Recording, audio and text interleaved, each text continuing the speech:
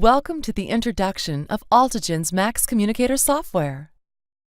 MaxCommunicator is an optional component of your Max Communication server that allows for easy, intuitive access to powerful call handling capabilities, a company directory, voicemail, call history, and more. After this introduction, you will be given a location to download the MaxCommunicator manual should you have any additional questions. By default, MaxCommunicator will run when you log into your computer. Should you need to run it manually, simply click the Start button. Select Programs. Click the MaxCommunicator folder, and then select the MaxCommunicator icon. Whether you run MaxCommunicator manually or automatically, the first window you'll see is the Login window. In the Server Name field, enter the name or IP address of your Max Communication server. If you don't have this information, ask your system's administrator. Next, enter your extension number and voicemail password. Check the Always Save Password box if you would like to save your password for the next time you log in. All other fields will be saved automatically. Leave the Enable IP Talk softphone box unchecked for now. We will cover softphone usage in another training video. After your settings are correct, click the Sign In button at the bottom of the window. You'll see a progress bar for a few seconds before the main MaxCommunicator window is visible. This is the main MaxCommunicator window. We'll start with the tab pages in the middle. First, we have the Directory tab. This lets you view every extension in the company. The Type column will tell you if an extension is on the same system as you by displaying Local. Otherwise, you'll see Remote. The extension number is shown next. If you want to place a call to this extension, just move the mouse over the extension number and left-click. Between the extension name and department fields, you'll see the current activity greeting. This allows you to quickly tell if someone is in a meeting or on PTO. The final column, Location, will display the IP address or name of the extension's home server. Above the Directory pane, you'll see a search bar. Just select the field you want to search on from the menu to the right. Then type what you're searching for on the left. Results will be displayed as you type. Throughout MaxCommunicator, columns can be sorted in ascending and descending order. Just left-click on the column name. In addition, columns can be added or removed by right-clicking on the column name. If you want to rearrange the order of the columns, just drag them over each other. Don't worry about losing any data or permanently removing a column. We will cover resetting your layout later. Next, we have the Monitor tab. From here, you can view real-time call status of other extensions. Your system's administrator decides which extensions you are allowed to monitor. Click the Select Extensions button to see the list of available extensions, and check the box next to each one you want to select. If you'd like to search for a name or extension number, use the search fields at the top. After selecting all extensions, click OK. Now you can see the extension state, D&D and forwarding status, name and number of the connected call, DNIS number the call came in on, and the duration of the call. The History tab is next.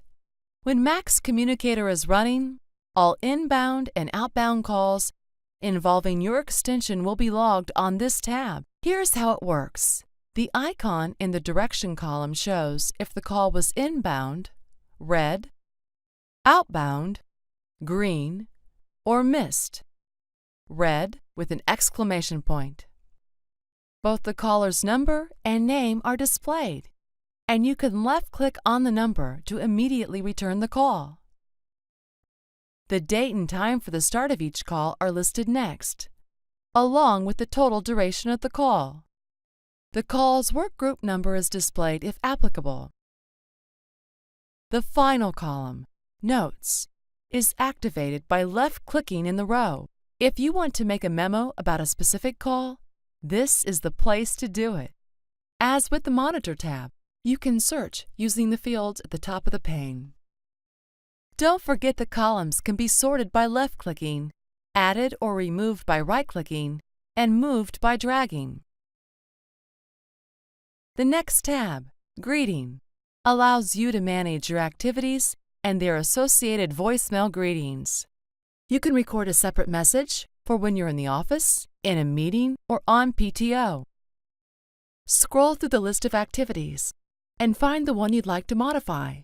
Then click on the Review button to listen to the current greeting. If you'd like to change the greeting, click Record. When you click either of these options, your phone will ring. Just pick it up and follow the voice prompts. If you haven't done so already, make sure to record your impersonal greeting, as this will be the activity that you use most of the time. If you want to change your current activity, just click on the menu next to your name at the top of the MaxCommunicator window. Select the activity, and your voicemail greeting will automatically change to whatever you've recorded. In addition, your status will be updated in the Directory tab for all extensions to see. The Contacts tab will be covered in the Advanced MaxCommunicator Features training session. The Voicemail tab allows you to visually manage, sort, and export the messages in your voicemail box. Hover over the icon in the Type column to display the voicemail status. We've already covered the other types of columns in this tab, so we'll move on to the voicemail controls at the bottom. First, select a voicemail message by left-clicking on the row. Move your mouse over each control for a description. The first 4 controls allow you to play, rewind, fast forward, and stop messages. If you want to call the person that left the voicemail, just click the Return button. Messages can be deleted using the Delete button. To forward a message to another extension, click the Forward button.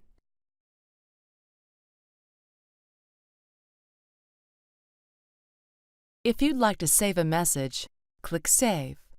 The last button, Export, will allow you to export a message to a WAV file, which can then be played back on any computer, emailed to someone, or burned to CD for archival purposes. Note that many of these functions are also available when right-clicking on a message. The Meet Me tab will be covered in the Advanced MaxCommunicator Features training session. The last tab we will cover today is the Speed Dial tab. This lets you create up to 20 personal speed dial numbers. The first 20 rows can be edited by double-clicking. And you can dial any entry by left-clicking on the phone number. The remaining rows can only be seen and not edited. Now that we've covered tabs, we'll move on to call control. You have multiple ways to place a call. You can just pick up your phone and dial, and MaxCommunicator will display call progress.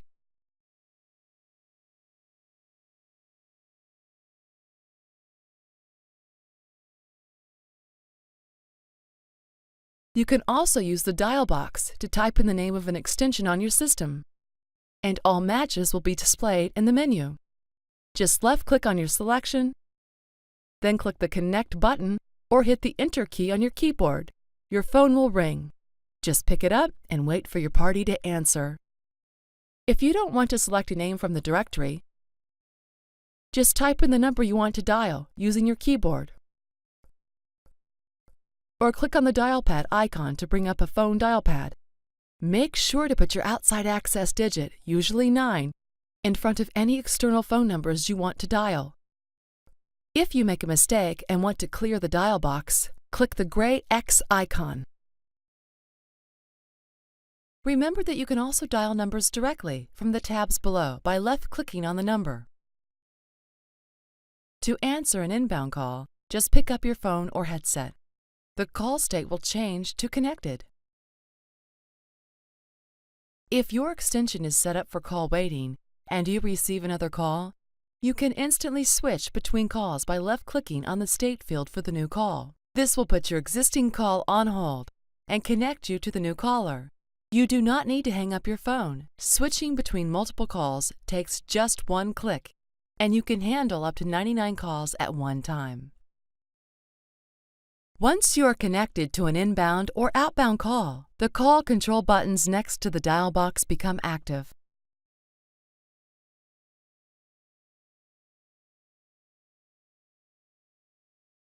To transfer the caller to another extension or outside number, just enter the number in the dial box and click the Transfer button. You can immediately hang up or stay on the phone for a supervised transfer. A supervised transfer allows you to talk to the party you want to transfer the caller to. When you hang up, both parties will be connected to each other.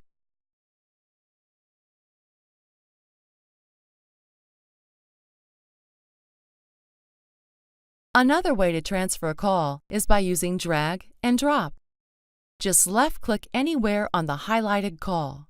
Hold down the left mouse button and move the pointer over the number you'd like to transfer the call to. Release the left mouse button to transfer.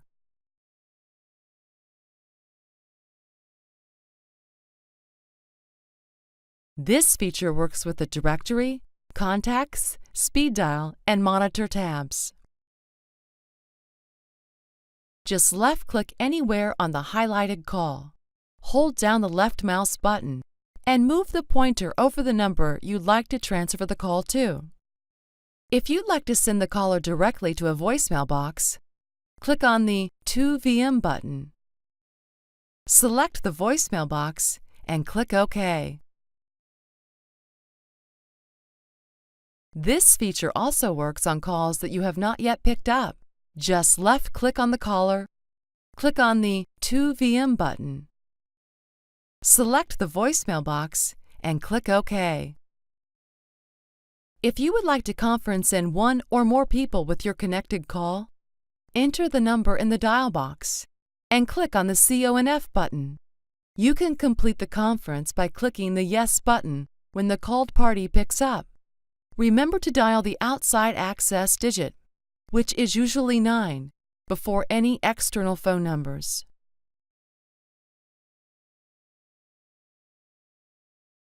If you have multiple calls already connected and you want to join them together in a conference,